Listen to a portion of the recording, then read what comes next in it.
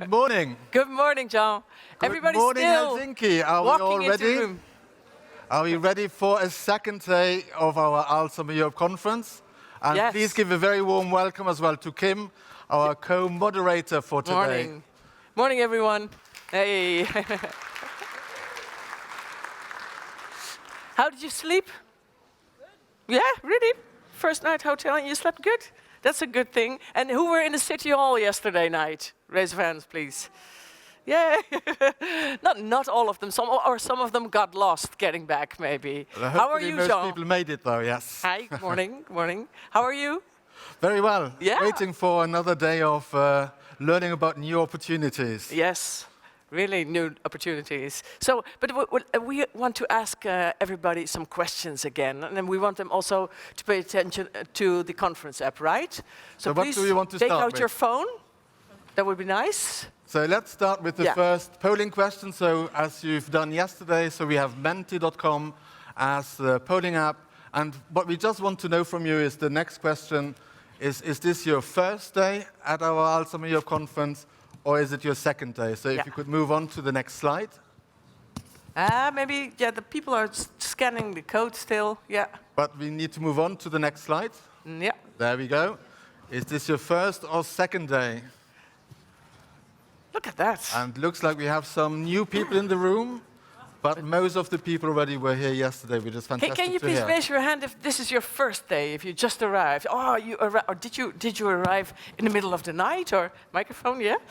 No, yesterday evening, but we had an early start. We came from UK. So. Oh, okay. So Yes. you're very welcome. Thank you. And you too. You traveled together. Nice. Anyone else who just arrived? Oh, that's it. That's our 3%. They're wonderful. Yeah, I think you talked to the 4% because that's all there were. Something's changed here. All right. So we will be asking questions like this at Mentimeter, all right? But we also have the conference app, Jean. So if you could have the slide for the conference app, because one of the ways in which you can communicate to each other, but you can also communicate to speakers. You can also ask questions to all the speakers that we have. So if you can have the slide of the conference app.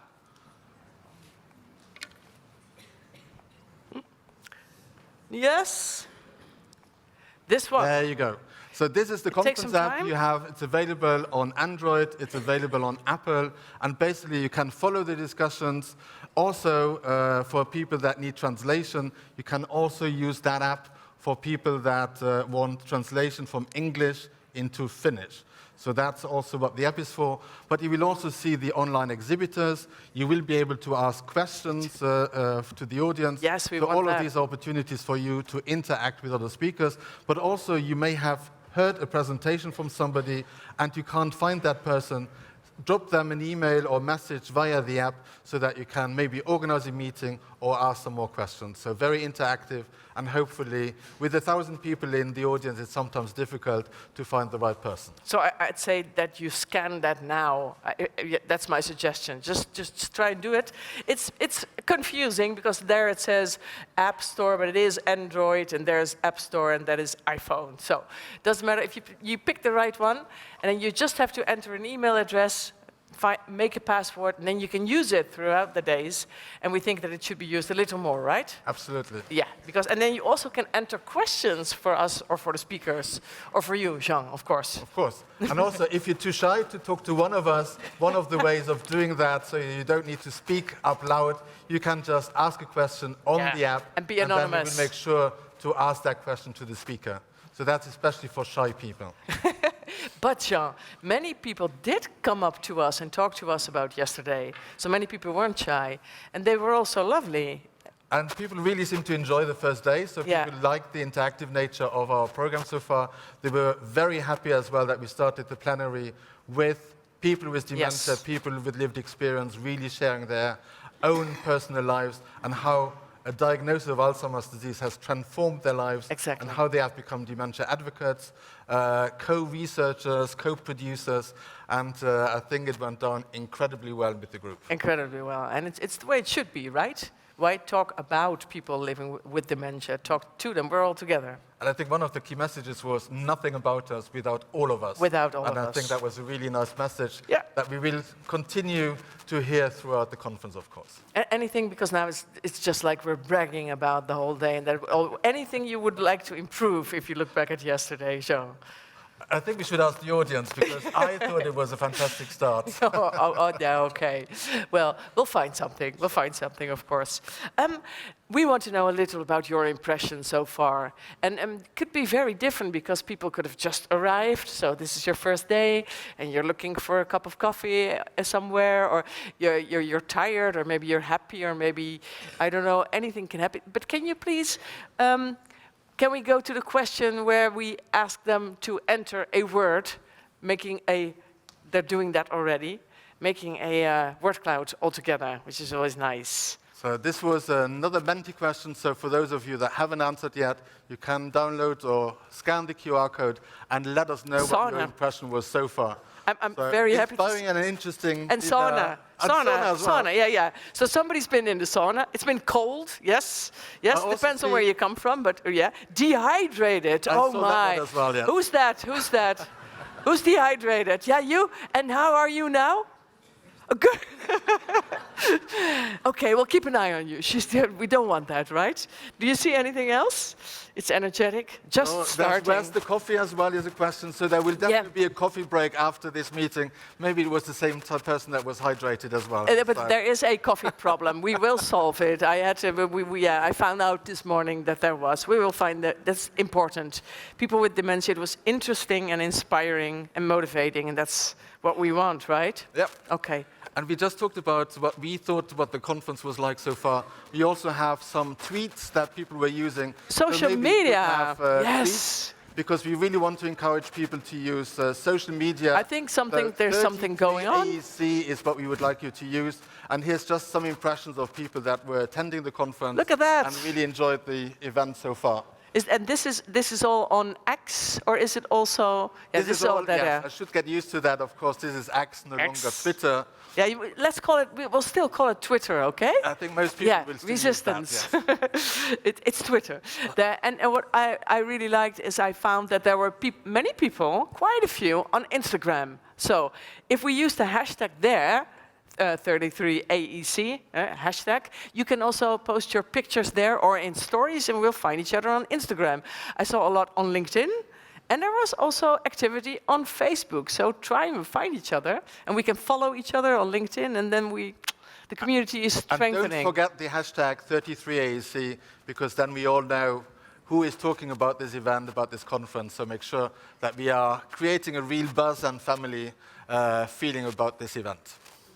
Is Elise Parkinson in the room already with that lovely tweet there? Yes. So you managed to find Zina, and is she with you now? You'll find her. 1,000 people, she says, but I managed to bump into a friend. That's a good thing.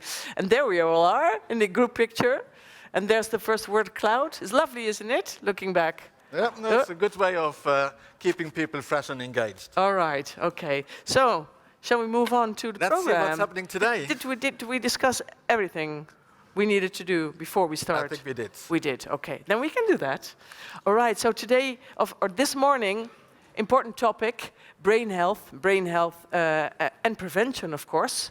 What do you do to keep your brain healthy? Well, that's a good question, but I do some exercise, I do word games, I do work a lot for Alzheimer Europe, so that keeps you definitely socially and mentally engaged. So that's also definitely something to keep you busy. But you do also exercise, some memory or puzzles. Yeah. Wow, how wonderful. But there's way more things you can do, because it comes to so many aspects, and we were talking about that. So brain health, many aspects and many perspectives to the subject we will be discussing this morning. And we have 4 lovely speakers here. And our first speaker is a glamorous one. She immediately caught my eye in the 1,000 people that were here. And I thought, who's that? that kind of woman. Yeah, she's a professor of clinical geriatrics at Karolinska Institute in Sweden, but she travels around also to London and to here, Helsinki, of course. And she has a famous study called FINGER, which is a funny name for a study, don't you think? But it's very important. And she will share a lot also about international and European collaborations and all you know about the subject and about factors that can improve or influence brain health, right? Okay, ladies and gentlemen, can I have your attention for Miia Kivipelto?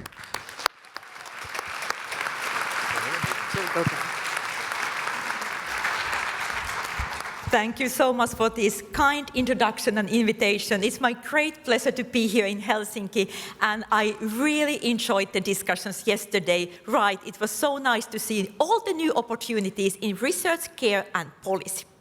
And today I will focus on multi-modal or multi-domain interventions, and indeed here I believe we have so many new opportunities. And the question is, how can we build even stronger evidence to support implementations? And here I think the broad collaborations in Europe and internationally is really the key factor. Here are first my disclosures and the grant support for the clinical trials, the academic trials we are running, and which I will show you some new findings. And to start with, why should we focus on multi-domain interventions? We all know that dementia and Alzheimer's disease are multifactorial, and we have learned from the previous trials that it may not be enough to focus only on one or two of those risk factors, but we need to target several risk factors and mechanisms at the same time to get the optimal preventive effect. At the same time, we have learned that one size may not fit all. We all have different risk profiles, and we still should get better to try to tailor the interventions to different risk profiles and different settings. And now we have some new and positive findings from the new disease-modifying treatments, anti-amyloid drugs. We can identify the persons who have this risk profile, but we know that it is actually quite small part of our persons who come to us because of cognitive problems who have these criteria that they could get these treatments. This is a number from our Karolinska University Hospital. And as you can see here, from the MCI persons is up to 27%, and persons who have dementia up to 28% who would be eligible for anti-amyloid treatments. So clearly there is need to continue our research to identify new targets, combination treatments, and develop this dementia prevention cocktail combining different types of interventions. And luckily, we have many different factors we can modify and treat. We have, of course, high age and genetic factors, which are not so easy to modify. But we have all these modifiable risk factors, which you can see here. Here we have the list from the Lancet Commission paper, and then we have the WHO risk reduction guidelines. And as you can see, there are many environmental, lifestyle, environmental risk factors. And we will hear today a bit more about the dietary factors and air pollution, and that also shows that this list of risk factors is growing. We are getting new risk factors, and we are refining the evidence for some of these risk factors. But clearly there is so much we can do already today. And what has been more difficult is to translate this evidence from epidemiological studies to successful clinical trials. And here the FINGER trial was the first large, long-term randomized clinical trial, really showing that the multi-domain intervention is effective and feasible. And I will give you some new findings from the FINGER trial. And FINGER was the starting point to Eurofingers. You can find this nice magazine in your conference bag describing more the Eurofingers that I really think is the engine in the worldwide fingers that now includes around 60 countries. And as part of the worldwide fingers, we are refining, adapting, and further developing the finger concept, using it also for persons who have early AD, The MindAD is an example here, and developing the combination therapies. Here I will give some examples from the MedFinger trial. And this is like a constant feedback loop, supporting also the implementation so that we don't need to wait the results, but we can learn and adapt at the same time. So Finger was really the study showing all these different effects. Many of you have maybe seen them already. We had these 5 domains or 5 fingers, is easy to remember. Nutrition, exercise, cognitive training, social activities, and taking care of all vascular and metabolic risk factors compared to the regular health advice group. And these persons had increased risk for dementia based on GAID dementia risk score, so they had some modifiable risk factors. The intervention was 2 years, and now we are ready with the 11-year follow-up, and I think that will be very exciting to analyze that data and learn more about the long-term effects. Cognition was the primary outcome, and here we saw clear effects for many cognitive domains, but on top of that, there were other benefits, as you can see here. 20% lower risk for cardiovascular events, 30% lower risk for functional decline, 60% lower risk for chronic diseases, especially multi-morbidity, which is quite significant risk reduction. Better health-related quality of life, very important, and even reduced cost and health economical benefits. So the same model can help brain health, general health on individual and on societal level. And here you can see some new findings, not yet published, supporting the cost effectiveness and cost savings. We could see that the finger intervention can indeed reduce the healthcare use and cost. There were, on average, 6.2 days less in hospital and around 500 euros less per person if you are taking the cost. So I think this finding nicely demonstrates that this type of intervention can really be cost beneficial and give even large cost savings on societal level.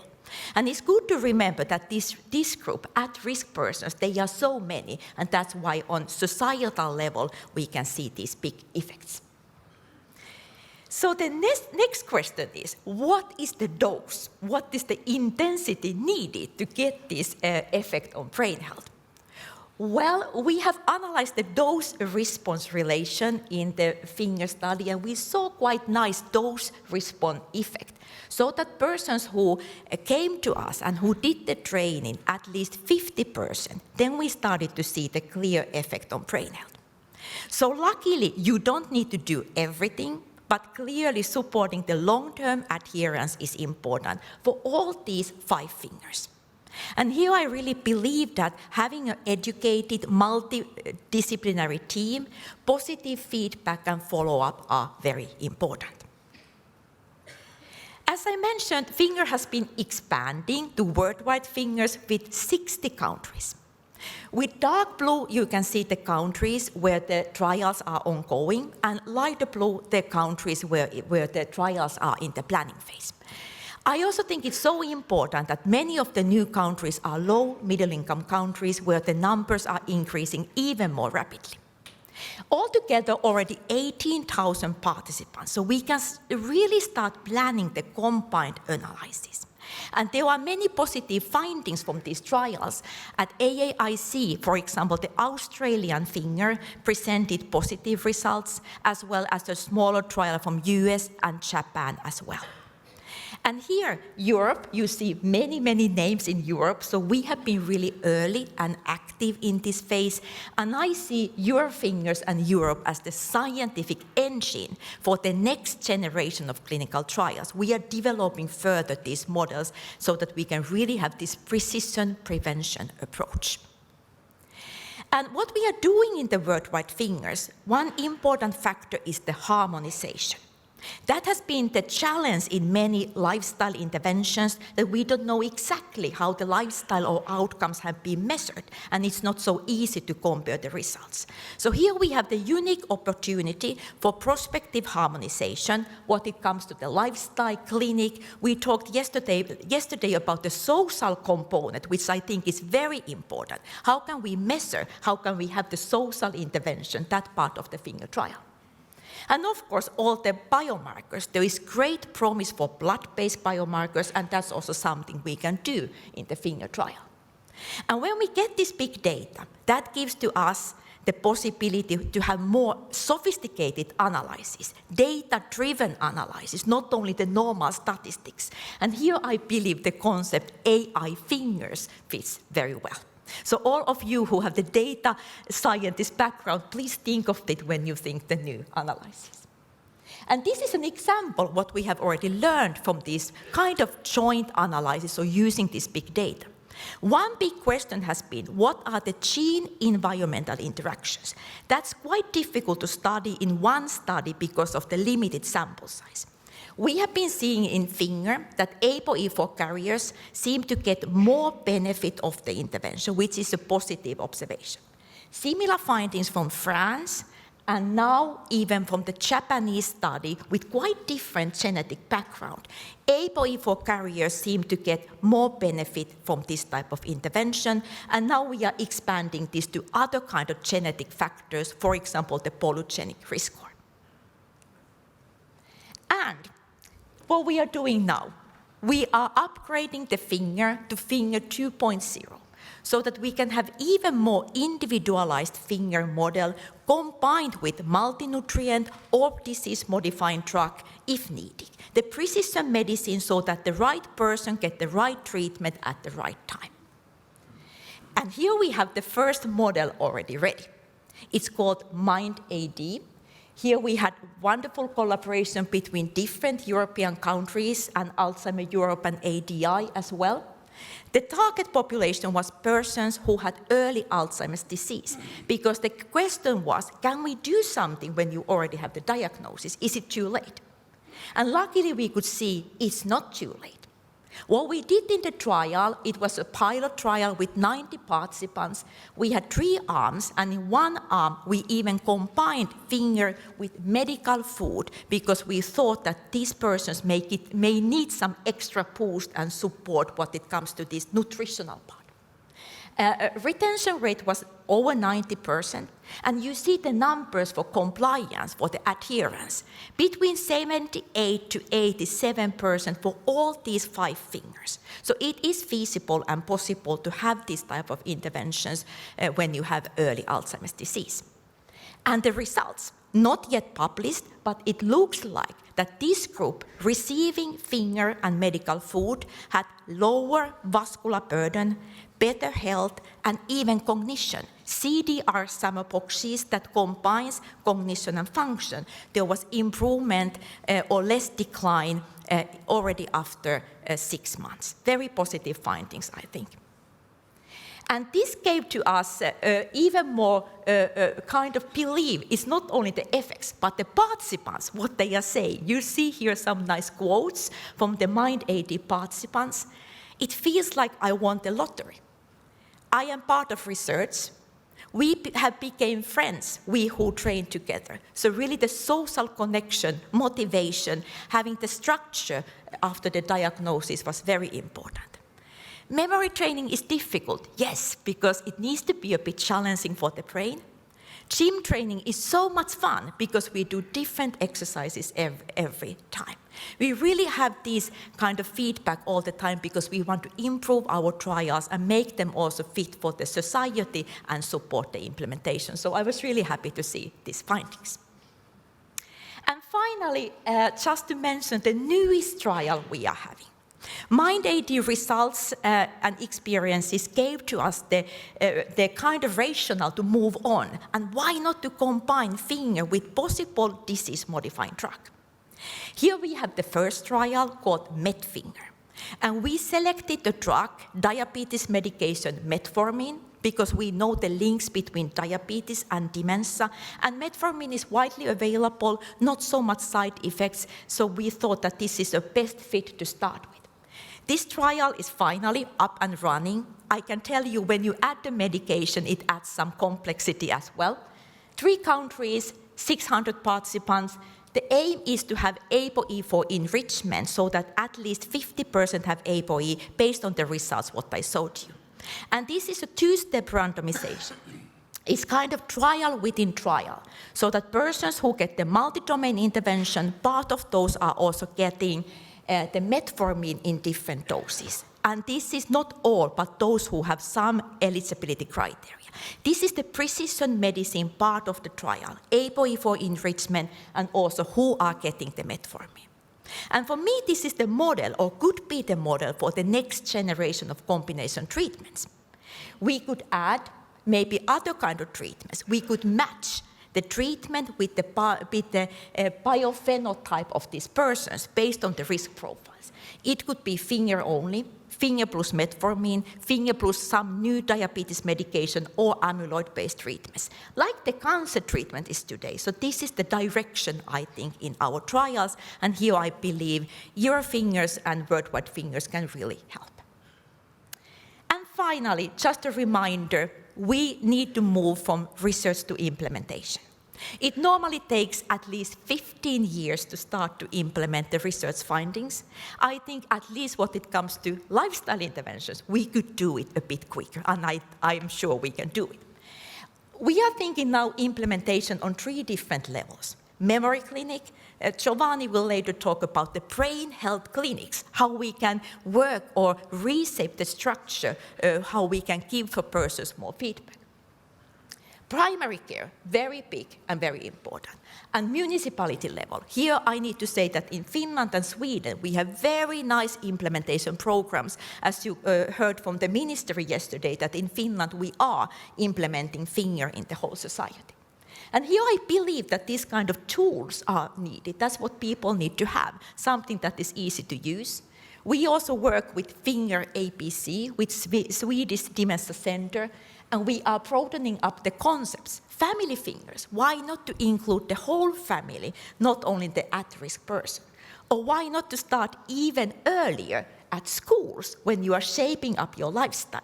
And here we have a concept, High Five for Life, which I believe fits very well. And yesterday it came one more concept which we are launching, Fingers Initiative for Women. Because we know that women have a higher risk, and there may be some specific risk factors like hormones, which we want to study further. So these are some concepts we are working with. And here, indeed, the public involvement is very, very important. These are my take-home action points, keeping in mind the life course perspective. I'm very optimistic that we can move from the multi-domain interventions to precision medicine, and risk reduction is possible and is already happening. And it's important to keep in mind, it's never too early and it's never too late. We are moving to the precision medicine, and we can combine with different kinds of medications. But to really speed up this, we need to have global strategies, public engagement, and broad collaboration so that the brain health is the priority in all societies. At the end, I want to thank all my colleagues.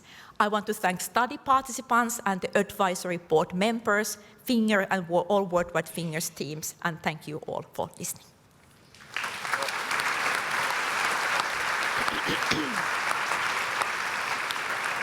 Thank you so much, Miia. I think while Kim is going to work the room and make sure that any questions that you have will actually be answered, I also wanted to remind you, we do have the app, so if you have any kind of questions, don't hesitate to ask. But for me, just one question that I wanted to ask you. You very rightly pointed to the importance of implementation, and you said that some of the Scandinavian countries are really already doing that. Outside of Scandinavia, how can we push organizations, countries, to really follow the fantastic example of Finland and Sweden? I think the meeting today is a very good starting point for that, because just giving the good examples what is happening, I think there is now the momentum with so many things happening in the field. Risk reduction, early detection, new treatments. We need to kind of connect all these dots together. So I think with joint forces, just working together, we can do it. So I think sharing the good examples, we can do it. Yes. Good start. So is there anyone here who wants to say something or ask a question to Miia? She is here now. And if you just nod to me or just raise your hands, I will approach you. Maybe a Let's see. question There to you she again, is. the Yeah, audience yeah. as well. Yeah, yeah. Who had heard of finger before No, I have a this question. presentation? Oh, sorry. Oh, yeah, who had heard of it? Yeah. Oh, many. So maybe you So can there you stand go. up. They can see you. Okay. That's also good to know. Yes. Hi, what's your name? Hi, my name is Anna Day and I represent Women's Brain Project.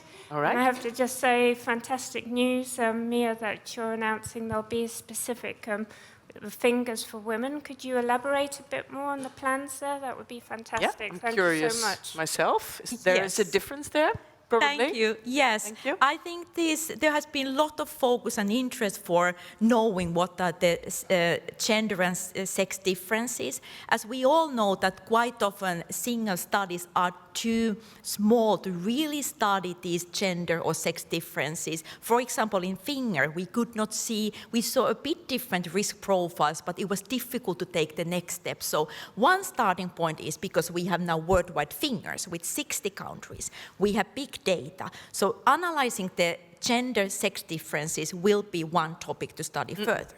And I'm thinking the opportunities, because there is this diversity, very different cultural, socioeconomic, other factors, so it will be a great opportunity to do that. Based on these findings, what we may have, we can plan maybe some new interventions to have more gender and sex specific interventions, and maybe adding some factors which are not yet part of the finger package.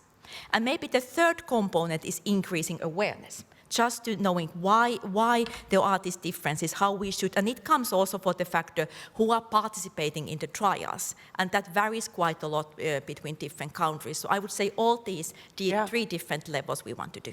Yes, we're curious to find out. I hope that you find out that females can eat more chocolate. Yes, I think so. I think so. That's my experience. I think there will be a conclusion. Can you the last question for now, but you'll be back on stage later, Miia, right? So maybe then we can discuss a little more. Hi, what's your name? Good morning, everybody. Good morning, Dr. Kivipelto. My name is Sophie Lou Axelson from the Queen Sylvia Nursing Award.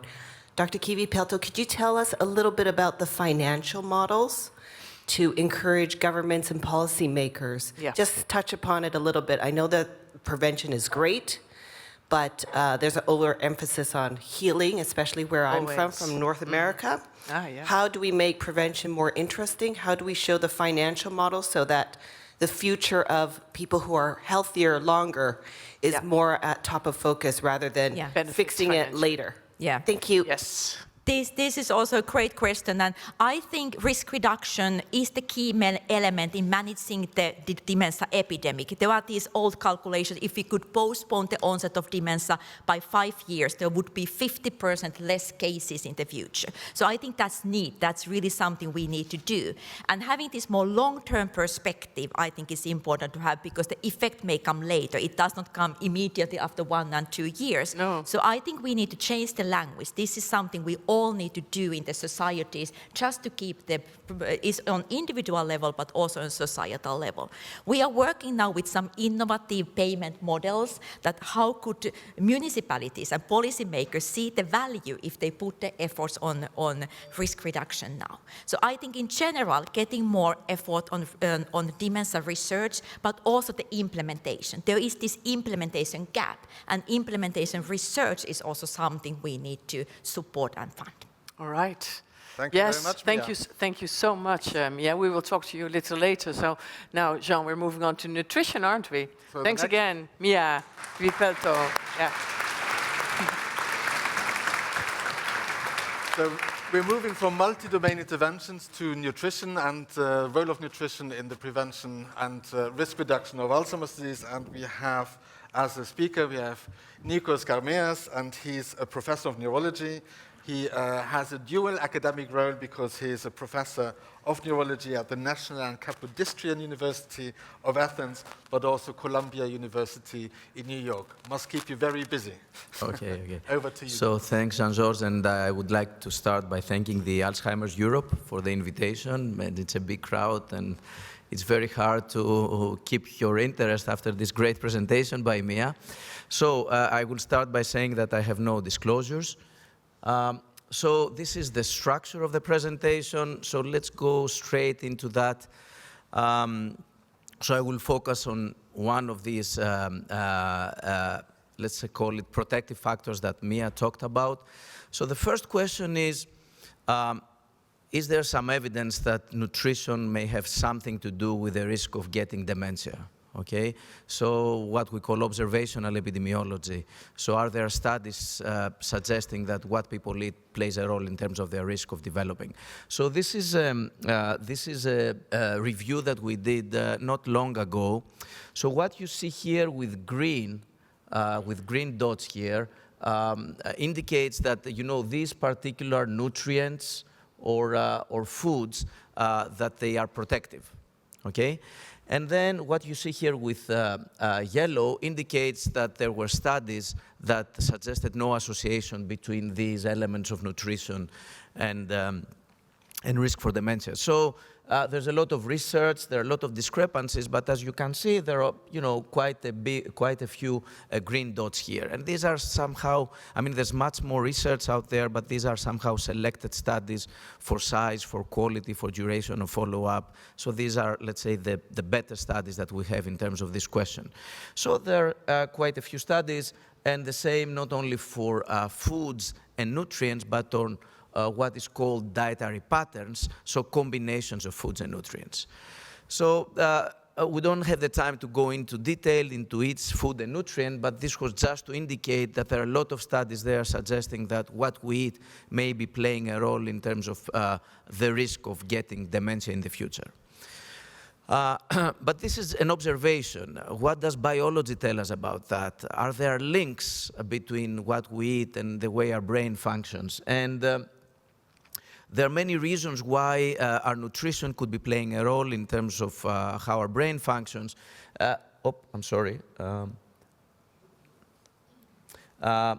These are all potential mechanisms. So there are many elements in what we eat, macronutrients, micronutrients, foods, and then each one of them could be affecting either positively or negative, or it could be neutral in terms of all these underlying changes that happen in our brain. So some of them relate to Alzheimer's disease, some of them are more vascular, the health of our blood vessels, some of them relate to inflammation, to oxidative stress, and so forth. And so there's a lot of research linking these mechanisms together. And we don't have the time to go into each type of research in detail, but maybe you can trust me when I tell you that there's a lot of research linking diet with changes in the blood vessels of the brain using MRI. There are studies suggesting that what we eat may be affecting the connectivity between different parts of our brain using a special sequence of the MRI called diffusion tensor imaging. There are studies that suggest it may relate to the neurodegeneration part of our brain.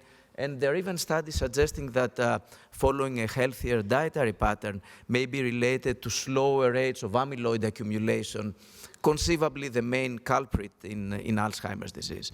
So there's a lot of biological studies suggesting that we may have something there. And that takes us to the third part, and I will spend a little bit more time there, observation versus randomization. So most of the studies that I showed you so far are observational studies, meaning that we observe what's happening. But randomization studies are similar to what the finger study is. So we assign people to eating different things, and we try to observe whether the risk of getting dementia changes or not. So here's the finger. Oh, I'm sorry. Yeah, so this is the finger study. Of course, I'm not going to talk about this. It happened in Finland. I'm not going to bring owls to Athens, right? So everybody knows about this. But I will start from these multi-domain interventions because, you know, nutrition is part of these multi-domain interventions. But finger was not the only study, and there was a similar study in France, the MAP study, and another similar study in the Netherlands, the PREDIVA study. And these studies did not achieve the outcome of decreasing the risk of cognitive decline. So finger was the successful example, but there were some unsuccessful. So the NIH put together a group and created a small conference trying to look into the evidence. And part of this mini conference was to look into why some studies failed and why some studies did better, and looking particularly into these multi-domain interventions. And I mean, if one wants to go into details, they're in this paper that I showed you. There are differences between the finger study that was the successful one and the other studies. And then we don't have the time to go into that, but probably there are specific reasons why the finger study did it. Subject selection, the way the intervention was structured, because you know, people in Finland here were very adherent, and so forth. So there are reasons, and there are ways to do it correctly, because if we don't do it correctly, it may not work. This is another big study. Maybe some of you know it. It happened in Spain. It's called the PREDIMED study. And in this particular study that was focused only in nutrition, there were 2 Mediterranean diet intervention arms, one with olive oil, the other with nuts, and there was a controlled diet, low-fat diet group.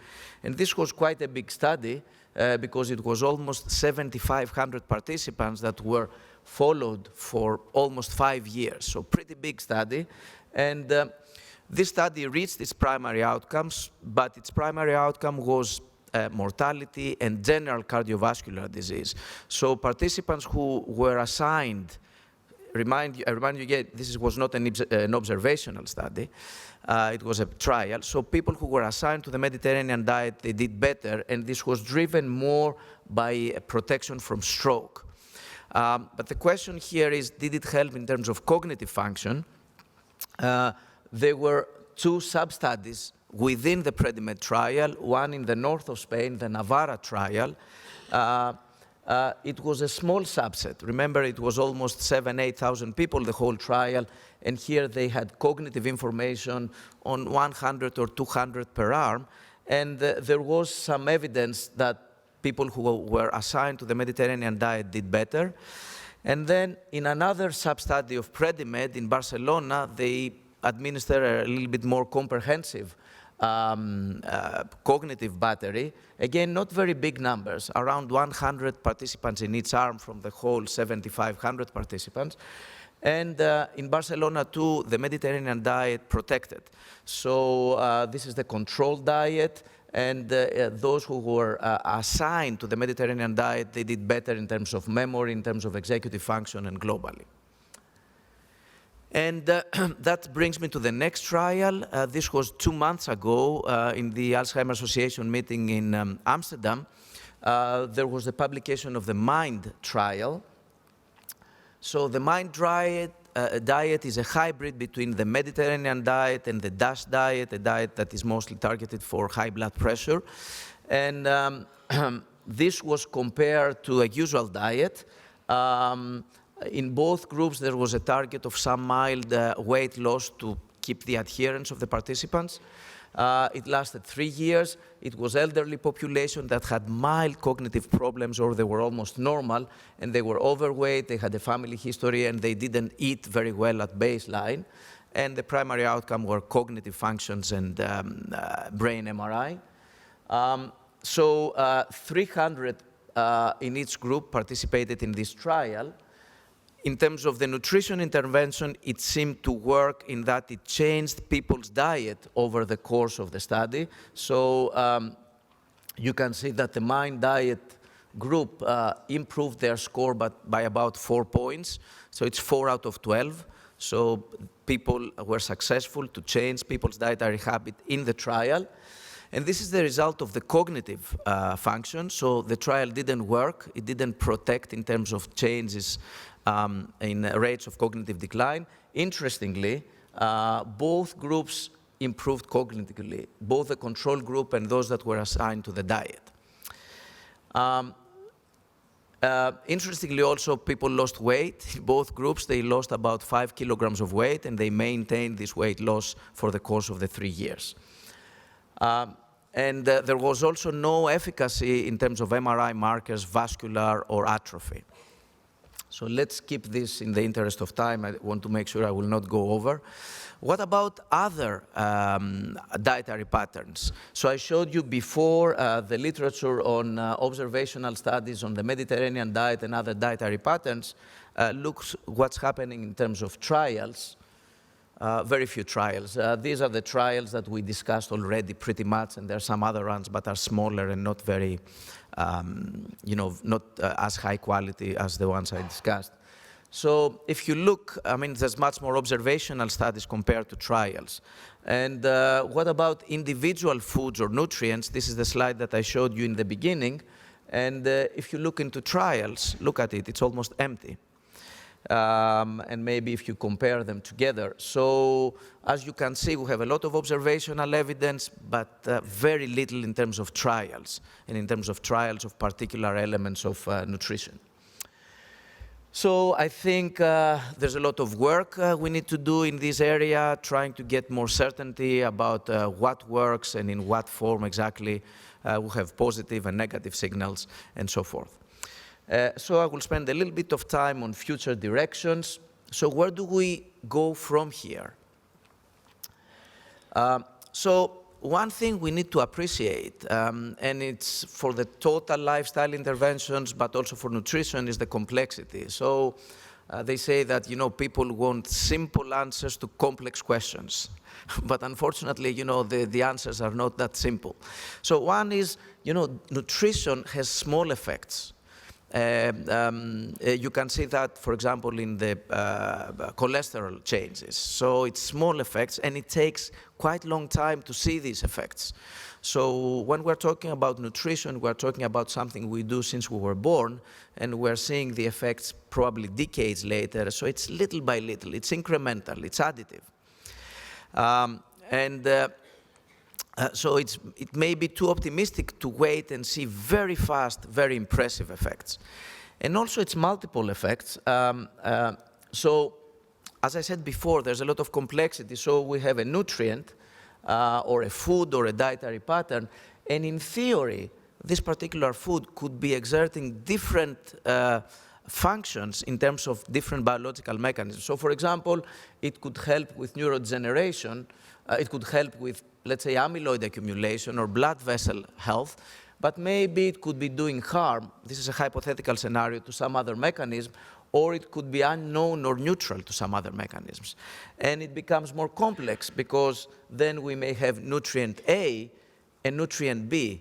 And then at the end, what we have on cognition could be like a linear combination, like a weighted sum of different effects of different nutrients in different mechanisms. So it's not a very simple thing to study and to answer.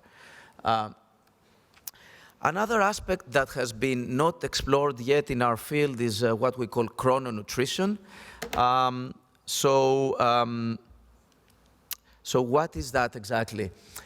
Usually in all the studies that we do, we ask information from food frequency questionnaires. So we ask, what do people eat over the course of months or years?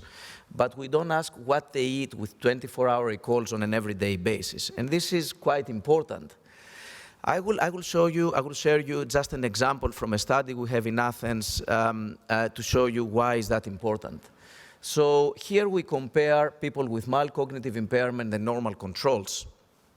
And if you look at the total calories they take, they're not different. But when we look during the day, you can see how the caloric intake fluctuates during the day. These are times during the day, and you can see how it changes. And so what we see actually is, let me explain you this picture here. So this is the caloric intake, this is the time during the day, and this is the cognitive score. So if you are close to 0, you are more normal. If you are minus, you have the mild cognitive impairment. So what you can see here is that in the evening, at dinner, people who are normal eat the more calories, and people who are cognitively impaired, they do not eat a lot. And the opposite happens during the morning hours. So during the morning hours, maybe you can appreciate here, people who start having cognitive problems, this is when they eat their calories. So if we eat on a global average number throughout the day, there are no differences, but if we look at the timing, then there are important differences. And this chronobiology of nutrition is an emerging field. It hasn't been explored at all in our field in relation to cognition. So how many numbers of meals we have every day, what time do we have our meals, when did we have our first or our last meal in relation to sleep, do we have regular meals or we change every day, and how do nutrients or foods distribute within and across meals. So this is a completely unexplored field. We don't know whether there are effects of food in this. I will not take, I'm almost at the end. And then there's the precision nutrition. Miia touched on this. This is a white paper from the Alzheimer Association Professional Interest Area that tried to put together this precision nutrition. So each person is different in many different ways, biological in terms of what we eat and in terms of the risk factor for different biological pathways. I will not go into that. And we need to decide to design better trials. Again, the paper I showed you before, we could go towards the direction of either large, simple population trials with public health information and using broad outcomes, or we could go more towards the individualized, personalized nutrition way, where we take information about each particular person. So this is my last slide. Where do we go now? We need to take into account the complexity of nutrition. We need to take into account the chrononutrition aspects. We need to look into more individual information, and we need to design methodologically more rigorous and maybe smarter trials. And wow. I will stop here. That's so much information. Nikolaos. It is complex, it's diverse, and there are so many things that you still have to research before we know a little. And nutrition is one of the hardest ones because there are so many factors influencing. Is there something that you might say you know for sure that you found, your personal opinion? Yeah, I think what we know for sure is that the healthy nutrition is beneficial for a series of medical conditions and disease where it has been proven even with clinical trials, like for diabetes, for certain cardiovascular diseases, and for certain cancers. So I would say that, having this evidence that it could be beneficial also for cognition definitely doesn't hurt. It doesn't hurt. We can only have benefits. Exactly. It's beneficial. That's true. So we'll have you back on stage later. So please remember your questions. You will have, of course, all of his information because there was a lot there, very interesting, that you can read again and see again. So please remember, and then he'll be back on, and then we can talk a little more. So, but now we are moving on to another factor of brain health, and that is the influence of air pollution.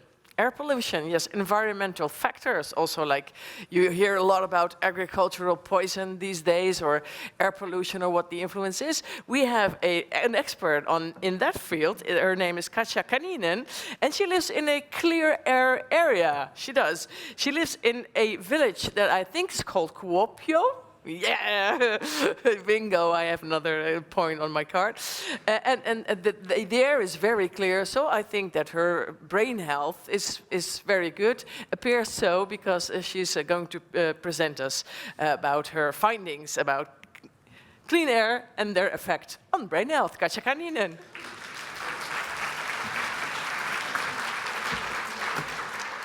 Yes, good morning, everybody. I'm very happy to be here. Thank you for the organizers for inviting me. We're going to shift gears a little bit now, and I'm going to delve into the biology of the brain. So I hope everybody is ready. We're going to talk about cellular mechanisms, molecular mechanisms. So, I'll do my best to explain my way through it. I am going to be talking about environmental factors, mainly focusing on air pollution as a risk factor for dementia.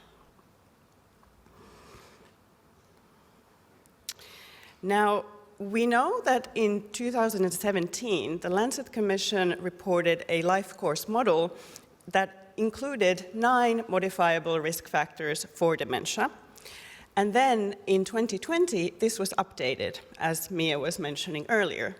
And 3 additional modifiable risk factors were included. And these were excessive alcohol consumption, traumatic brain injury, and air pollution.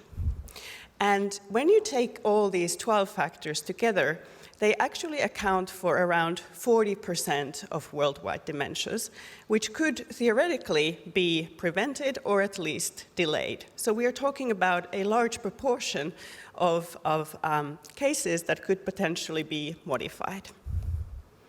So what is air pollution? Where does air pollution come from? It's pretty much everywhere around us. There's a lot of air pollution that comes from industry and energy supply, and another main source of air pollution is transport. And actually, the World Health Organization has reported that 9 out of 10 people live in cities and are constantly breathing polluted air. And as a result, up to 7 million premature deaths occur every year due to air pollution exposure. So this is quite a massive health risk. Now, air pollution is a complex mixture of different components, and one of the main components that we talk about is particulate matter, which can be divided into different classes and is usually categorized into 3 different groups based on the size of these particles. So these are particles that are present in the air that we breathe, and they can be subdivided into different classes, as you can see on the slide. I just want to make a brief mention of the ultrafine particles, which are the smallest particles, just because we know very little about the health impacts of these particular particles, and I will come back to that later. So what then do we know about the toxicity of the air pollution particles? As I mentioned, that the size is a very important factor when we talk about air pollution particles, but the toxicity is also affected by their other properties, such as shape, composition, surface properties, and stability. So it's very complex to try and understand what actually in the air pollution is so harmful to the brain. And to make it even more complex, which biology usually is that the outcomes are also affected by the individual that is breathing the polluted air. So we know that things like age, genetic background, even gender affects the responses of individuals to air pollution exposure. And of course, if an individual has underlying diseases or has a large amount of other environmental exposures, that also increases the risk for the adverse health impacts of air pollution exposure. So it's a very complex picture that we try to make sense of in the lab as we work. Now we heard already that there is a connection between air pollution exposure and dementia. And actually, this comes mainly from epidemiological studies that have demonstrated that living in highly polluted areas is linked to increased risk of cognitive impairment and the risk of neurodegenerative diseases, including Alzheimer's disease. It's also quite striking that individuals who are living in highly polluted areas, such as in Mexico, actually have pathology similar to the brain of an individual with Alzheimer's disease, even if that person doesn't actually have Alzheimer's disease. So even young individuals who have lived in Mexico, for example, when their brains are analyzed, you can actually find things like amyloid beta accumulation in the brain, so protein aggregation in the brain. And there's also evidence that these particles are actually present inside the brain.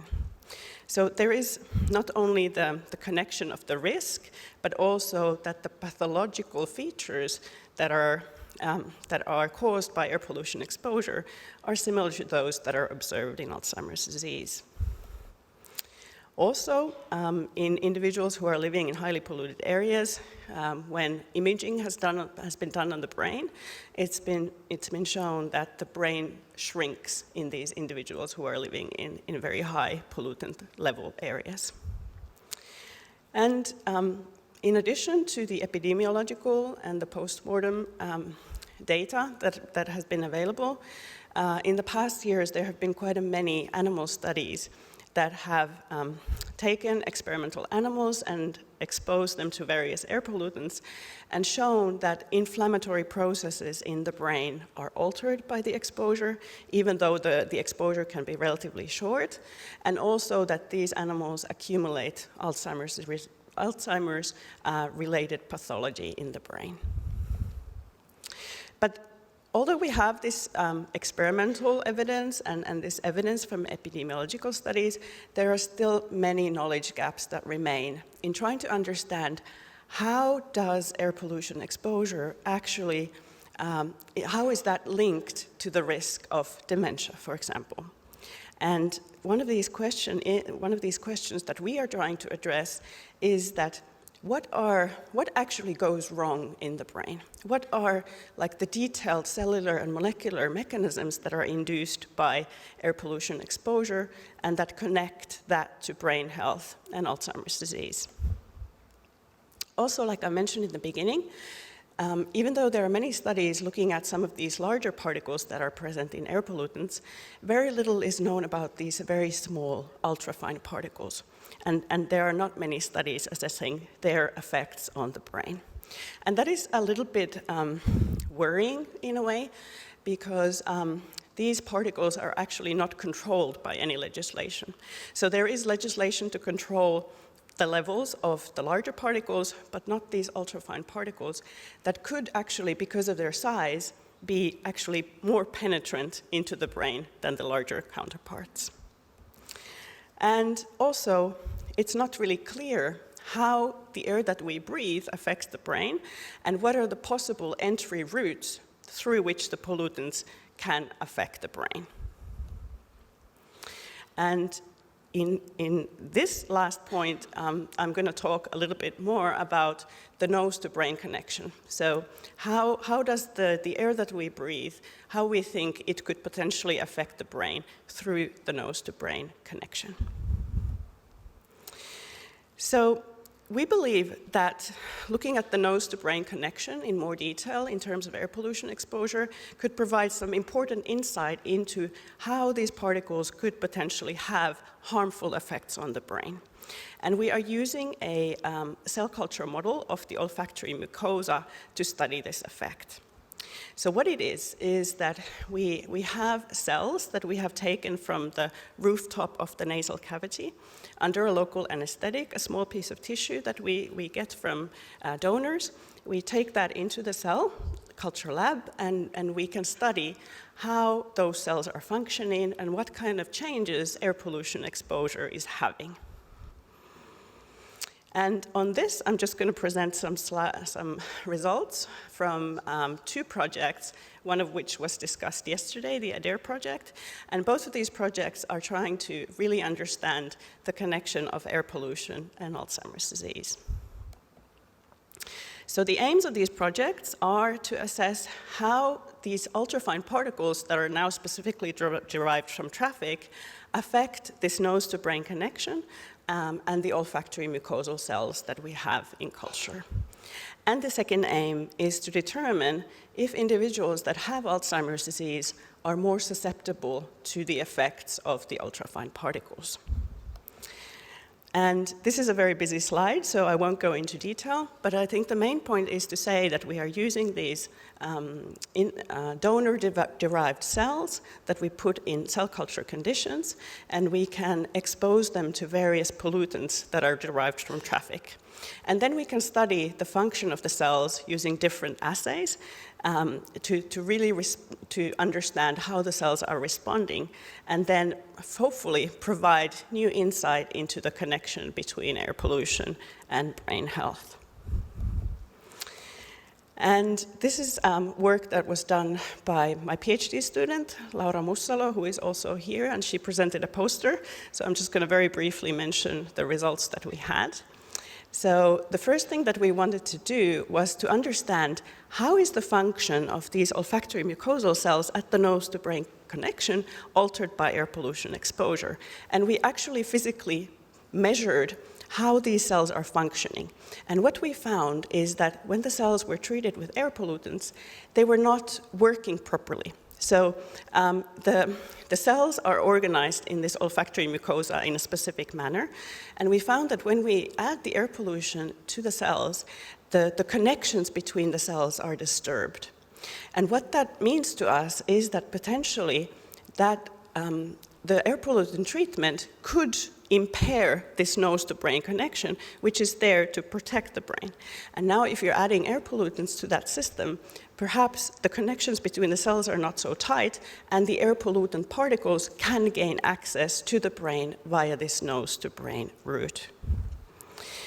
To study this further, we tried to understand in detail what the pollutant particles were doing, and we did a variety of different analyses, including omics analysis. And we found that exposure to the air pollution particles was really inducing gene expression changes in these cells.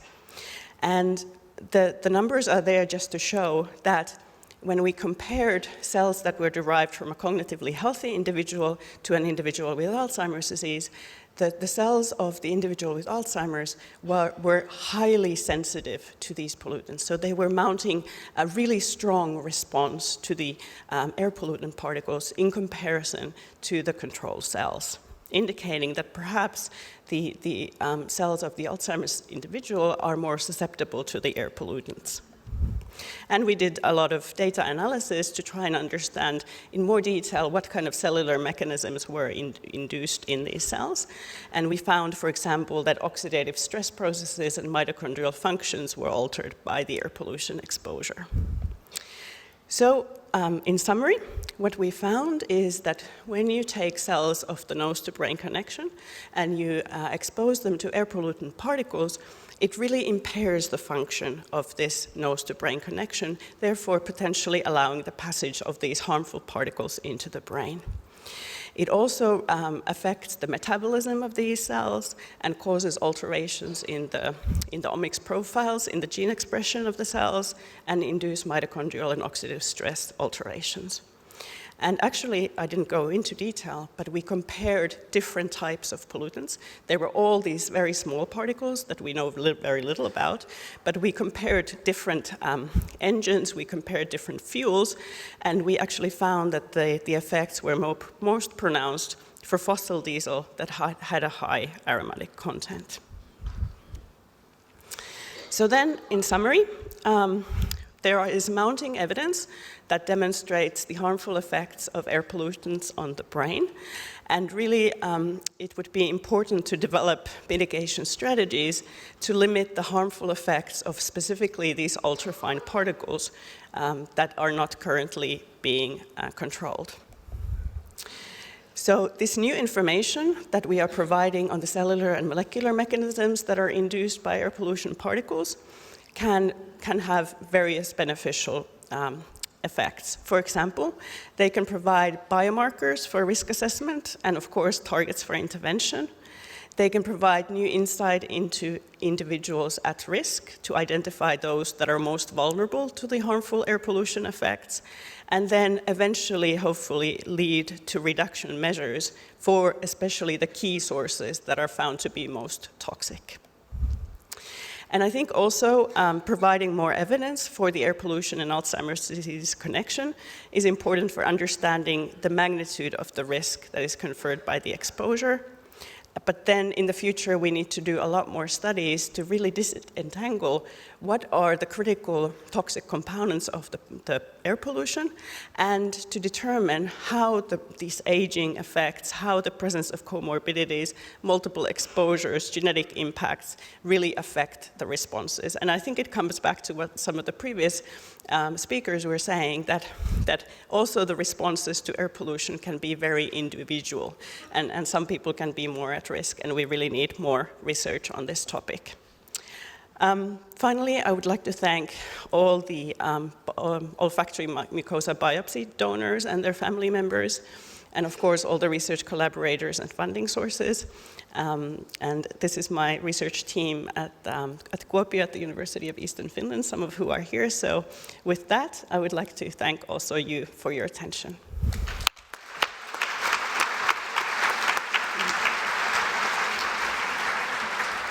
Thank you very much, Katja, as well. I think it's really fascinating to see the very interesting and innovative research that's being conducted. Maybe a question to you, because when we're hearing about exercise, we're hearing about nutrition, there are things that as individuals we can do. Air pollution, and as an individual, are there any things that we could do to reduce our risk? Well, I think it comes back to the same point of awareness. I think it's important that everybody is aware that air pollution can impact on brain health. And the more we talk about it, the more also the political decision makers take this into account. And then hopefully in future legislations, they really account for the most toxic particles. So I think there is things that we can do. Thank you very much, Katja. And I think this really brings us very nicely to the final speaker, which is Professor Giovanni Frisoni, who almost needs no introduction. He is a professor also at the University of Geneva. He is a director of a memory clinic, and we've heard a lot of presentations around the risk, and now we're talking about actual strategies on how to implementing some of that in actual clinical practice. So Giovanni, we really look forward to your presentation. Over to you. Thank you, Jean. Good morning, everybody. It's a pleasure being in Helsinki, and I hope to see you all in Geneva in 1 year, by the way, right? We've heard about multi-domain interventions paired with alone or paired with drugs. We heard about nutrition, what we ingest, what happens in the gut, maybe. We heard about pollution, which is something that concerns everybody. But, and let's try to pull the strings together and see whether and how we can translate all this into a service, into a kind of memory clinic. What happens now today is that if you have memory problems, you go to a memory clinic, right?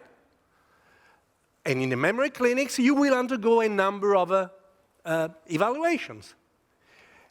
And you may or may not know that what we do in memory clinics today is quite similar in all over in all memory clinics in the Western world.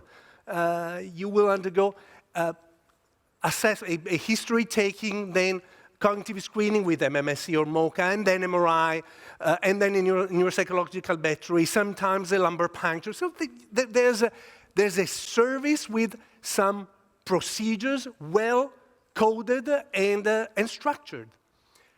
But let's imagine you have this person, a 70-year-old person, but it can be a 60-year-old or 55 or 65-year-old person with cognitive complaints. Doc, my memory is a catastrophe. It's not working as it used to be when I was 40. You find no apparent reason for the complaints. Cognitive tests are normal. MRI is normal for age, but this person has amyloid in his or her brain. They have high blood pressure, diabetes, and high cholesterol. In current memory clinics, there are no answers for this person. What should I do, doctor? I don't know. Or, what would you answer? I gave you four possible options. What would you tell them? Or what would you like to hear? Don't worry, be happy? Or, you don't have AD yet, but amyloid positivity, but you'll develop it if you live long enough. So the implication is pray you die earlier. Or you have Alzheimer's disease at the preclinical stage, but sorry, we can do nothing about it. Or you are at risk of developing dementia due to AD pathology, and we can do something about it.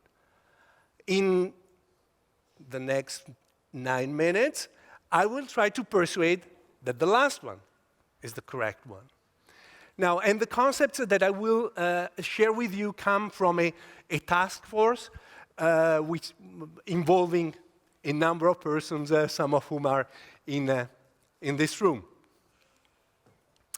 And that you can read if tonight you have hard time falling asleep, you can have a look at the paper where we've described everything. Now, let me give you the scenario of dementia prevention today in Western countries. I've been mentioning memory clinics, right? Memory clinics is where you treat the persons who already have impaired cognition.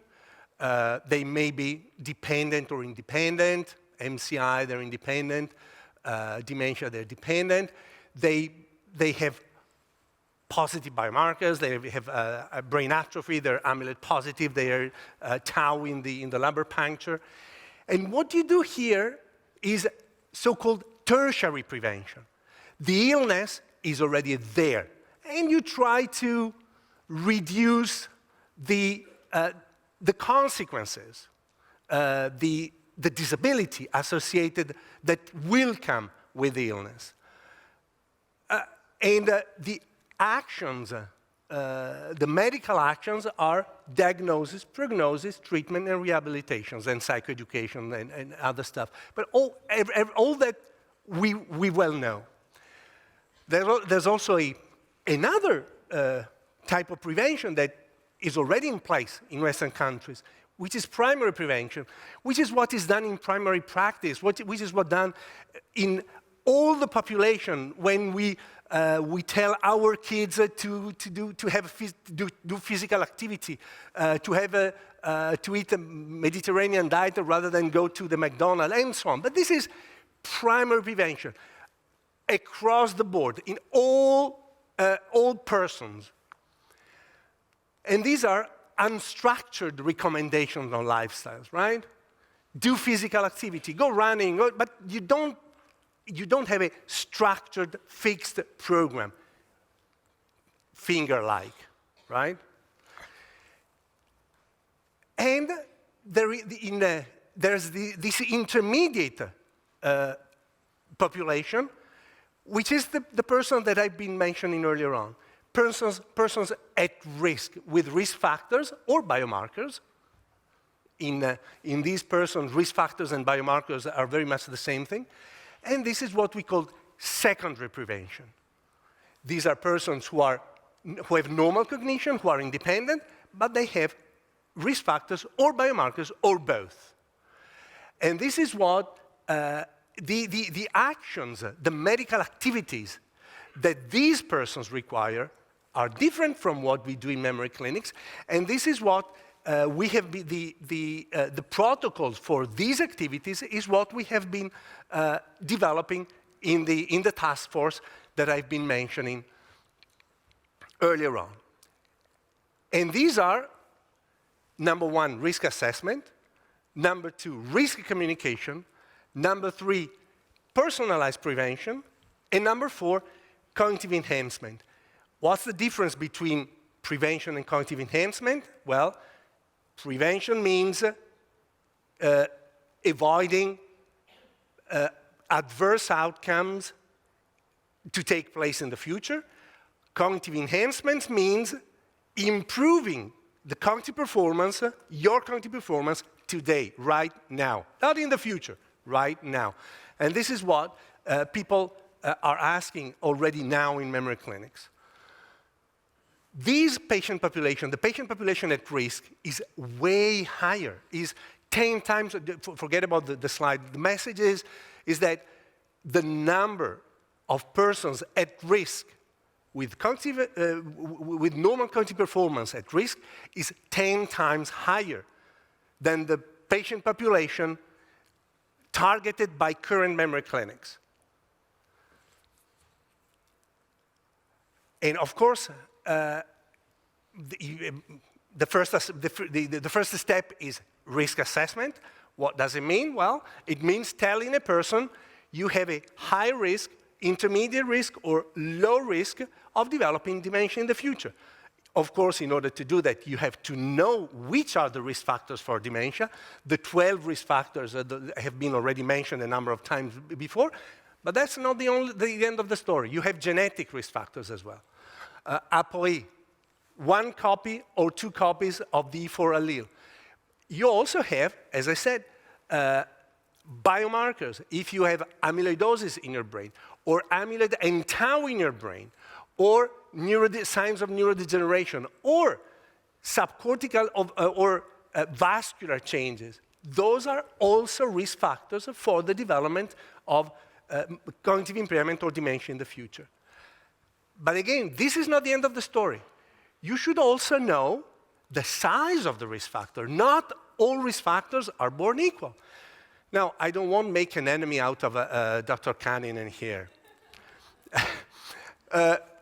You see the 12 lifestyle risk factors here. Air pollution is associated with a tiny elevated relative risk, 1.1, while others are associated with a much higher relative risk, which is not to say, and I'm not saying this only because for the esteem that I have for Dr. Kanninen, this is not to say that air pollution is not relevant. It may be of little relevance in the individual person, not at the societal level. If a small risk is affecting many patients, many persons in the society, in the population, the societal burden is huge. And this is the case of pollution. But in the individual person, when you have Mr. X or Mrs. Y, the risk for dementia, I'm not talking about other risks, the risk for dementia is tiny, while the risk for other, the size of the risk of other risk factors is much higher. Once you have estimated the risk factors of a given person, you must explain the person what it means to be at higher, intermediate, or lower risk. And this is not trivial. We as physicians know how difficult it is to communicate a diagnosis. And communicating a diagnosis is relatively easy. You have Alzheimer's disease. Yes or no? You cannot have just a little bit of Alzheimer's. It's like being pregnant. You cannot be half pregnant, right? Either you have Alzheimer's or you don't have Alzheimer's. So communicating a disease is a relatively easy action. This is not the case for risks, which are quantitative. You can have a small risk, a higher risk, an even higher risk, a very high risk. So we develop recommendations on how to communicate risk by using visual representations. And this is, for instance, the representation of the risk for an individual associated with air pollution. And you see this is the excess risk, and the one associated with the double dose of the 4/4 allele. And you see that the difference is remarkable, and it's quite clear to understand. I have 2 seconds left. No, 2 minutes. Thank you very much. And then, of course, risk reduction is the name of the game. We know about the finger-like interventions. There's interesting stuff going on the use of probiotics to decrease phenomenon associated with Alzheimer's pathology. You will see in the future more and more studies on transcranial stimulation with a specific frequency of magnetic or electric stimulation that can improve memory, cognitive training with specific programs. I'm not talking about crosswords. I'm not talking about Sudoku. I'm talking about cognitive rehabilitation with very structured programs. And this is the summary of what these services consist of, with the 4 pillars of risk assessment, communication, personalized prevention, and cognitive enhancement. What I'm trying to tell you now is not that tomorrow you should go out and develop a brain health service and offer the 4 pillar interventions to everyone. We need to test the efficacy of these interventions. They're going to be expensive. The health costs, the business model has been mentioned of Finger. We need to develop to show that these are effective. So we developed a 10-year roadmap starting from 2023, when the paper was published, until 2033. I will not go into the details, but there will be innovations that will be enablers in the future. One will be, the first that will come around will be blood biomarkers that will allow to measure risks in a large strata of the population. There may be, in the future, anti-amyloid drugs, monoclonal antibodies, but not only. Monoclonal antibodies will not be probably useful in secondary prevention programs. So I hope I have persuaded you that the right answer was, you are at risk of developing dementia due to AD pathology, but we can do something about it.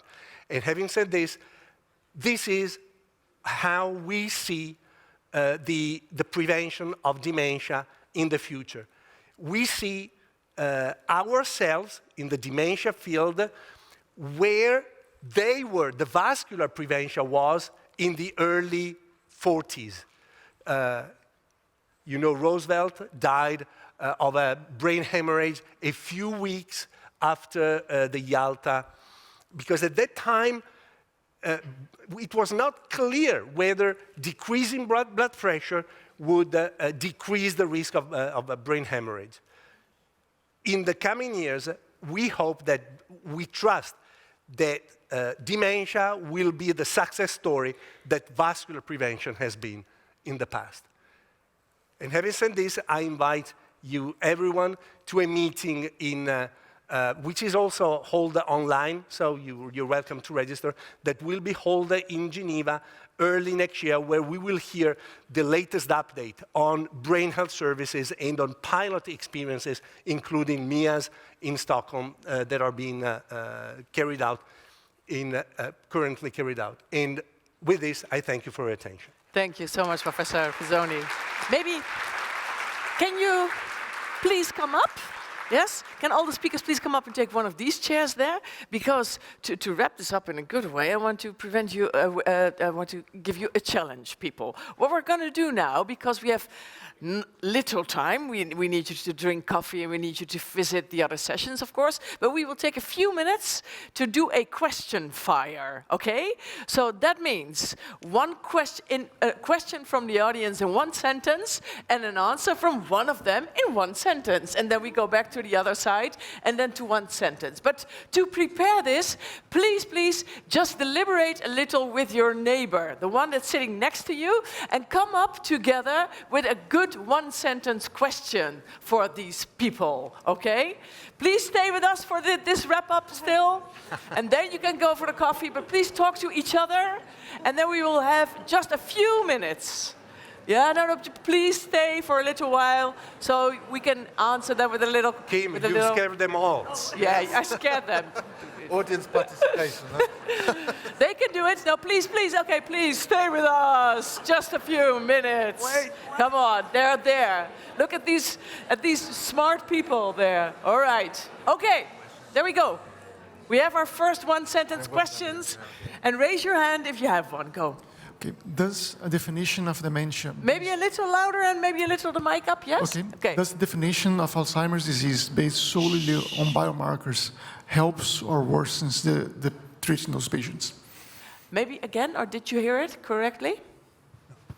Again, so does defining Alzheimer's disease clinically solely based on biomarkers, does it help treating patients, communicating risks, or does it make the situation worse? Thank you so much. Okay, so the question is, what's the use of diagnosing Alzheimer's with biomarkers There you go. in persons without cognitive impairment. Is that the idea? Yes. Okay. One They- sentence.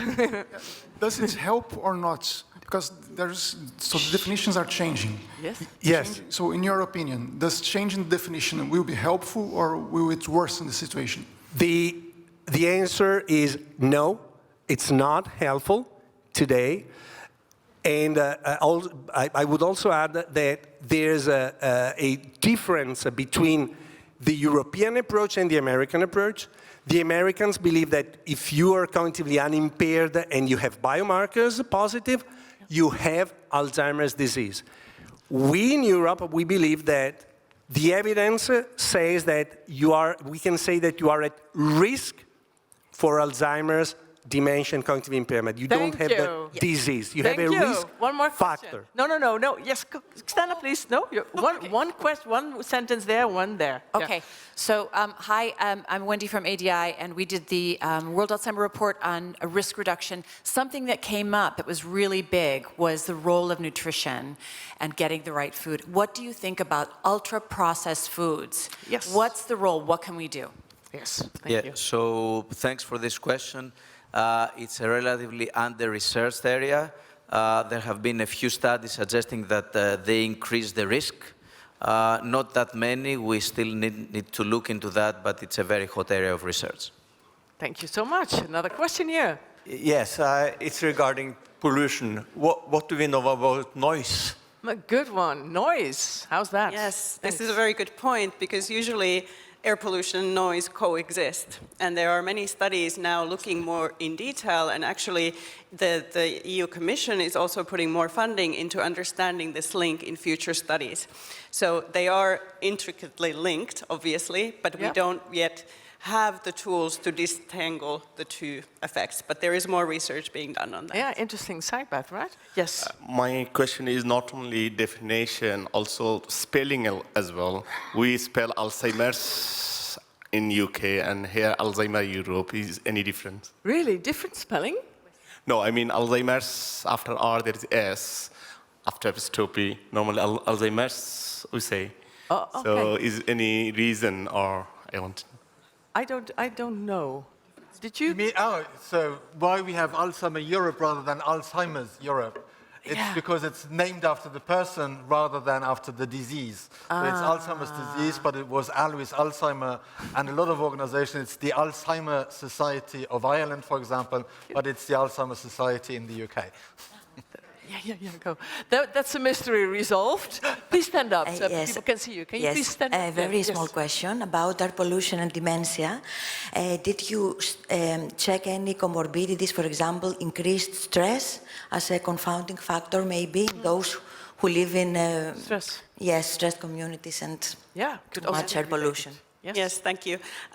Unfortunately, in the cell culture models, it's very difficult to assess stress. Of course, we could add some stressful factors into the cell culture to be able to establish how the connection of both particles and the stress inducer would affect it. But I'm sure that there are animal studies on that and potentially also epidemiological studies looking at stress. And we know, that stress affects the body in so many different ways. So it could be one of these factors that predisposes to the harmful effects. If a person has high stress levels, it's possible that then the other environmental insults that you get are more harmful. But I think there needs to be more research on that as well. Thank you. So, we really discussed almost all factors. So I think it's time to wrap it up, Sean. Question fire, 7 questions. We did well, but we have to let them go. I think this was a really instructive session, but also we are aware of time. So maybe Miia wants to say one thing, because she's still with her hand at the microphone. No, I'm more than happy. What a wonderful discussion, and clearly we need even more time next time. So yes, we and do. Some coffee is good for the brain as well. Yeah. It is, yes. So the conclusion seems to be more time, more research. Yeah, more time. And maybe just one last word for you as well, because Maybe there's an awful lot of things still John. happening. So you have 8 parallel sessions to choose from later on. This afternoon, we're coming back for a plenary on intersectionality and dementia, but also make sure, please go and visit the posters and provide feedback on all the fantastic posters that have been presented. Yes. And with that, please enjoy your coffee break. Coffee with some vegetables and some exercise and Kim, if you could just have one photo.